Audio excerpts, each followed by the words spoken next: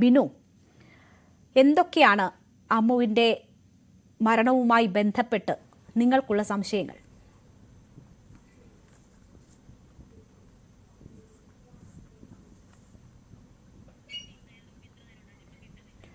ബിനു, കേൾക്കാമോ?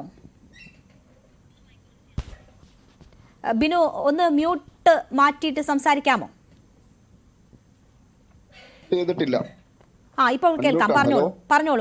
ഇപ്പോൾ കേൾക്കാം. ആദ്യമായി എനിക്ക് ഇതിനകത്ത് പറയാനുള്ളത് ഒരു തിരുത്ത്. അമ്മു ഹോസ്റ്റലിന്റെ മുകളിൽ നിന്ന് ചാടി ആത്മഹത്യ ചെയ്തു എന്ന് ഞങ്ങൾ വിശ്വസിക്കുന്നില്ല. അത് ഒരുപക്ഷെ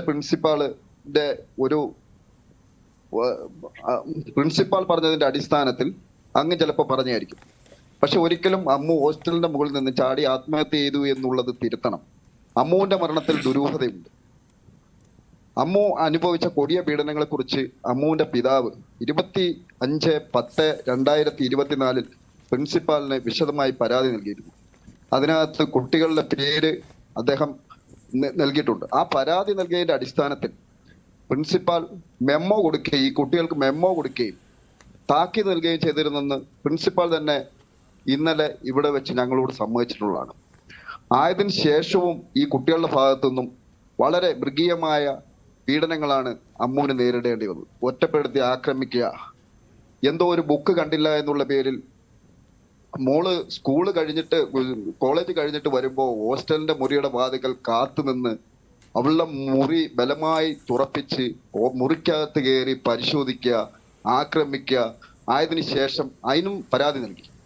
ഇങ്ങനെയുള്ള സാഹചര്യമാണ് ആ ഹോസ്റ്റലിൽ ഒറ്റപ്പെടുത്തി ആക്രമിക്കുന്ന ഒരു സാഹചര്യമാണ് നിലനിന്നിരുന്നത്. ഈ വീടിന്റെ എനിക്ക് അമ്മുവിന്റെ അച്ഛൻ വളരെ മാനസിക നില തെറ്റി ചികിത്സയിൽ കഴിഞ്ഞു വരികയാണ്. അദ്ദേഹത്തിന് പങ്കെടുക്കാൻ സാധിക്കുന്നില്ല.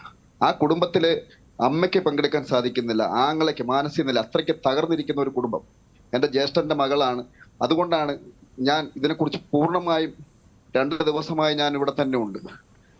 ശരിയാണ്. ഞാൻ ആ സഹോദരനെയും മറ്റുമൊക്കെ വിളിച്ച് അന്വേഷിച്ചതാണ്. പക്ഷേ അവർക്കതിൽ സംസാരിക്കാൻ പറ്റുന്നൊരു മാനസികാവസ്ഥയല്ല ഒന്ന്. മറ്റൊന്ന്, അച്ഛന് തീരെ സുഖമില്ലാതെ ആശുപത്രിയിലാണ്. അതുകൊണ്ട് സഹോദരൻ കാര്യങ്ങൾ സംസാരിക്കാൻ ഏൽപ്പിച്ച വ്യക്തി കൂടിയാണ് ബിനു. ഇതിൽ നിങ്ങൾക്ക് ഇങ്ങനെ കുട്ടിക്ക് ചില മോശം അനുഭവങ്ങൾ അവിടെ നിന്നുണ്ടാകുന്നു, സഹപാഠികളിൽ നിന്നുണ്ടാകുന്നു. അത് നിങ്ങൾ ആദ്യം പരാതി ആയിട്ട് തന്നെ അറിയിക്കുന്നു. പിന്നീട് ഒരു ഇമെയിൽ പ്രിൻസിപ്പളിന് അയക്കുന്നുണ്ട്. അങ്ങനെ 2 തലത്തിൽ നിങ്ങൾ പരാതിപ്പെട്ടിട്ടുണ്ട് ഈ വിഷയം. ഈ കോളേജ് അധികൃതർ ഇതിൽ കൃത്യമായ നടപടികൾ എടുത്തിട്ടുണ്ട് എന്നാണ് ഇപ്പോൾ പ്രതികരിക്കുന്നത്. അവരുടെ ഭാഗത്ത് എന്തെങ്കിലും വീഴ്ചയുണ്ടായിട്ടുണ്ടോ നടപടികൾ എടുക്കുന്നതിൽ? തീർച്ചയായിട്ടും ഞാൻ മനസ്സിലാക്കുന്നിടത്തോളം അപ്പോൾ മാത്രമല്ല, ആയതിനു ശേഷവും അമ്മു വീണ് കിടക്കുന്നു എന്നാണ് അവിടെ നിന്ന് പിതാവിനെ അറിയിച്ചത്. ആ വീണ് കിടക്കുന്നു, അതായത് ഇപ്പോൾ ചാടി എന്നൊക്കെ പറയുമ്പോൾ പിതാവ് എല്ലാ ദിവസവും കുഞ്ഞിനെ 4:30 ആകുമ്പോൾ, 4 മണിക്ക് ക്ലാസ് കഴിയും, 4:30 ആകുമ്പോൾ പിതാവിന്റെ മൊബൈൽ ഒന്നുകിൽ ഇങ്ങോട്ട് വിളിക്കും അല്ലെങ്കിൽ അങ്ങോട്ട് വിളിക്കും. ഈ വെള്ളിയാഴ്ച വൈകുന്നേരം 4:30 മുതൽ ആ പിതാവ് ഈ കുഞ്ഞിന്റെ ഫോണിൽ വിളിച്ചിട്ട് എടുക്കുന്നില്ല. ആയതിനു ശേഷം നിരന്തരം 4:53 മുതൽ ഹോസ്റ്റൽ വാർഡന്റെ ഫോണിൽ വിളിക്കുന്നു, എടുക്കുന്നില്ല. ഹോസ്റ്റൽ വാർഡനെ കിട്ടാഞ്ഞതിന് ശേഷം ക്ലാസ് ടീച്ചറെ വിളിക്കുമ്പോൾ അവർ 1 മണിക്കൂർ മുമ്പേ പെർമിഷൻ മേടിച്ച് പുറത്തുപോയി, അതുകൊണ്ട് അറിയില്ല എന്ന് പറയുന്നു. ഒടുവിൽ ചാർജ് മറ്റൊരാളിനെ വിളിക്കുമ്പോഴാണ് അമ്മു ഇതുപോലെ ഒന്ന് വീണു, കാലിന് ചെറിയ പരിക്ക് പറ്റി. ഇത്രയും ഒരു അവസ്ഥയിലുള്ള ഒരു കുഞ്ഞ് കാലിന് ചെറിയ പരിക്ക് പറ്റി എന്ന് പറഞ്ഞിട്ട് യാതൊരു നെഗ്ലിജൻസ് എന്ന് പറയുമ്പോൾ ഇത്രയും ഒരു വലിയ നെഗ്ലിജൻസ്. ജനറൽ ആശുപത്രി കൊണ്ടുപോയതിനു ശേഷം ഇത്രയും പരിക്കുള്ള ഒരു കുഞ്ഞിനെ ഒരു ആംബുലൻസിനകത്ത്, അതായത് വെന്റിലേറ്റർ ഫെസിലിറ്റി പോലും ഇല്ലാത്ത ഒരു ആംബുലൻസിൽ തിരുവനന്തപുരത്തേക്ക് കൊണ്ടുവരുമ്പോൾ ഈ കോളേജ് അധികൃതരുടെ ഭാഗത്തു നിന്നും ഈ ഹോസ്റ്റൽ അധികൃതരുടെ ഭാഗത്തു നിന്നും എന്തൊരു മാന്യമായ സമീപനമാണ് ഞങ്ങൾക്ക് തീർച്ചയായും. ബിനു, ഇതിൽ ഈ കോളേജിൽ സഹപാഠികളിൽ നിന്ന് മോശം അനുഭവം ഉണ്ടാകുന്നു, അതിന് പ്രിൻസിപ്പലിന് പരാതി കൊടുത്തിട്ടുണ്ട്. അതേ കുട്ടികൾ തന്നെ ഉള്ള ഹോസ്റ്റലിലാണോ അമ്മു തുടർന്നും ഉണ്ടായിരുന്നത്? അതേ കുട്ടികൾ അത്രയും പേർ അതേ ഹോസ്റ്റലിൽ, അതൊരു സ്വകാര്യ ഹോസ്റ്റലായിരുന്നു. എന്തെങ്കിലും ബുദ്ധിമുട്ടുണ്ടെങ്കിൽ നിങ്ങൾക്ക് അവിടുന്ന് മാറ്റാവുന്നതേ ഉണ്ടായിരുന്നുള്ളൂ. പക്ഷേ ആ കുട്ടികളുള്ള ഹോസ്റ്റലിൽ തന്നെ തുടരുകയായിരുന്നു. അല്ല, അതിനകത്ത് ഞാൻ മനസ്സിലാക്കുന്നത് വിശദമായി അത് കുഞ്ഞ് നേരത്തെ സ്കൂൾ അധികൃതർ തന്നെയാണ് ഈ ഹോസ്റ്റലിൽ ആ കോളേജിലെ കുട്ടികൾക്ക് വേണ്ടി ആ കോളേജിലെ കുട്ടികൾ മാത്രമാണ് ആ ഹോസ്റ്റലിൽ താമസിച്ചിരുന്നത്.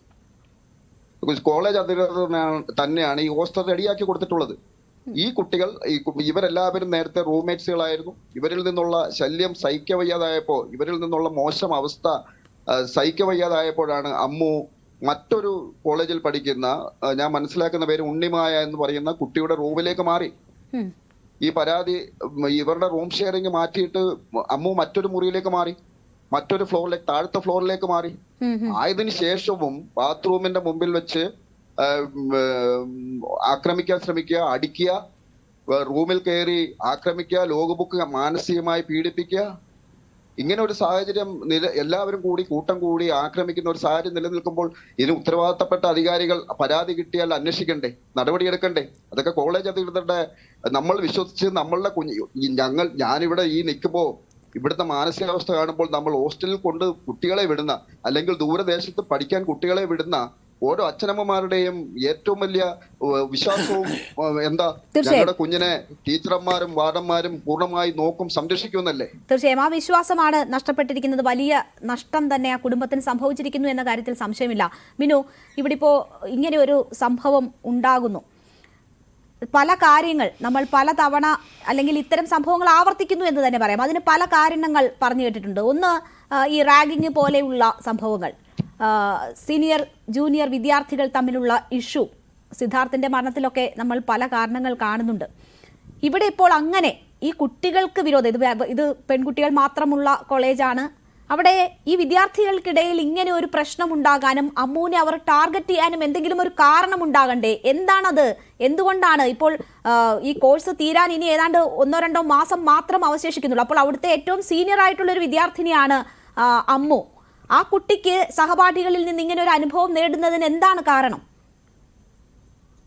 ഞാൻ ഇവിടെ ആധികാരികമായിട്ട് പറയണമെങ്കിൽ പരാതി കൊടുത്തിട്ടുള്ള അച്ഛൻ ഇപ്പോൾ മാനസികാസ്വാസ്ഥ്യം ബാധിച്ച് ചികിത്സയിലാണ്. ഈ ഒരു സംഭവത്തോടു കൂടി ആധികാരികമായിട്ട് പറയണമെങ്കിൽ അച്ഛനും അമ്മയ്ക്കും, ഞാൻ ഇവിടെ വന്ന് കഴിഞ്ഞ ഈ വെള്ളിയാഴ്ച ഈ സംഭവം അറിഞ്ഞ് ഞാൻ ഇവിടെ എത്തിയതിനു ശേഷം ഞാൻ മനസ്സിലാക്കുന്ന ഒരു കാര്യം, ഈ ആലപ്പുഴ മെഡിക്കൽ കോളേജിൽ, ആലപ്പുഴയിൽ ഇവർക്ക് ഒരു കമ്മ്യൂണിറ്റി ട്രെയിനിങ്ങിന്റെ ഭാഗമായിട്ട് ഇവരെ കൊണ്ടുപോയിരുന്നു. അവിടെ വെച്ച് അവിടെ കോർഡിനേറ്റർ സെക്കൻഡ് ഷോയ്ക്ക് എല്ലാ കുട്ടികളെയും സെക്കൻഡ് ഷോയ്ക്ക് പോകാൻ നിർബന്ധിച്ചപ്പോൾ അമ്മു സെക്കൻഡ് ഷോയ്ക്ക് വരുത്തില്ല. അച്ഛനോട് പറഞ്ഞിട്ട് അച്ഛന്റെ അനുമതി ഉണ്ടെങ്കിൽ വരുത്തുള്ളൂ എന്ന് പറയുന്ന ഒരു കാരണം ഉണ്ടായി. അത് അമ്മു പ്രൊഫസർ എടുക്കാൻ പരാതിപ്പെടുകയും ചെയ്തു. അങ്ങനെ പോകാതിരുന്നതും പരാതിപ്പെട്ടതും ഇവർക്കൊരു വിരോധ കാരണമായിട്ടുണ്ട്. ആയതിനു ശേഷം ഈ അമ്മുവിനെ ഒരു ടൂർ കോർഡിനേറ്റർ ആക്കി. അപ്പോൾ ടൂർ കോർഡിനേറ്റർ ആക്കുമ്പോൾ അമ്മുവിന്റെ അടുത്ത് ഈ കുട്ടികൾ പറഞ്ഞു, നീ ടൂർ കോർഡിനേറ്റർ ആകാൻ പാടില്ല, നീ ടൂർ കോർഡിനേറ്റർ ആകാൻ ഞങ്ങൾ സഹകരിക്കത്തില്ല. ആ ടൂർ കോർഡിനേറ്റർ ആയതിന്റെ സംഭവത്തിലാണ് അമ്മുവിനെ ആദ്യമായി ആക്രമിക്കാൻ ഇവർ ശ്രമിക്കുന്നത്. ആയതിനു ശേഷം അമ്മു ആ ടൂറിന് വരുന്നില്ല എന്ന് പറഞ്ഞു. ടീച്ചറൊക്കെ പറഞ്ഞു ഞാൻ ടൂറിന് വരുന്നില്ല. ഈ നവംബർ 24-ാം തീയതി ആയിരുന്നു ആ ടൂർ പോകാൻ തീരുമാനിച്ചത്. ആ നവംബർ 24-ാം തീയതി ചെന്നൈയിലുള്ള ആങ്ങളയുടെ അവന്റെ അടുക്കലേക്ക് പോകാൻ വേണ്ടി അവൻ ടിക്കറ്റ് എടുത്തു കൊടുത്തു അമ്മുവിന്, തിരിച്ചു അങ്ങോട്ടും ഇങ്ങോട്ടും. അങ്ങനെ ടൂറിന് പോകാൻ പോലും അമ്മു ഒഴിവായത് ഇവരുടെ പീഡനം മൂലം. അത് ആ പരാതിയിൽ തന്നെ പറയുന്നുണ്ടായിരുന്നു. അപ്പോഴും ഒരു ടൂറ് പോകാൻ അല്ലെങ്കിൽ അങ്ങനെ ഒരു കോർഡിനേറ്റർ സ്ഥാനത്തേക്ക് അമ്മു വരണ്ട എന്ന് സഹപാഠികൾ വാശി പിടിക്കുന്നതിനുള്ള കാരണം എന്ത്? അമ്മുവിനോടുള്ള വിരോധത്തിന്റെ കാരണം എന്ത് എന്നത് മനസ്സിലാകുന്നില്ലല്ലോ.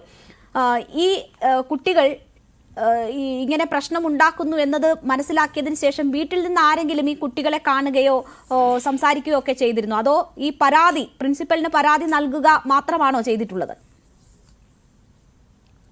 പ്രിൻസിപ്പാളിന് പരാതി നൽകി, പ്രിൻസിപ്പാളുമായിട്ട് ഫോണിൽ മോടെ അച്ഛനും അമ്മയും സംസാരിച്ചു, കുട്ടികളെ വേണ്ട രീതിയിൽ താക്കീത് ചെയ്യാമെന്ന് പറഞ്ഞു, അതിന് മെമ്മോ കൊടുത്തു എന്ന് പറഞ്ഞു. അതിന് ശേഷവും അതിന്റെ വിരോധമുണ്ട്. അതിന് ശേഷം രണ്ടാമത് പരാതി ഉണ്ടായപ്പോൾ ഇനി പോലീസിൽ പരാതി നൽകുമെന്ന് പറഞ്ഞപ്പോ ആ പോലീസിൽ പരാതി നൽകും തിങ്കളാഴ്ച ഇന്ന്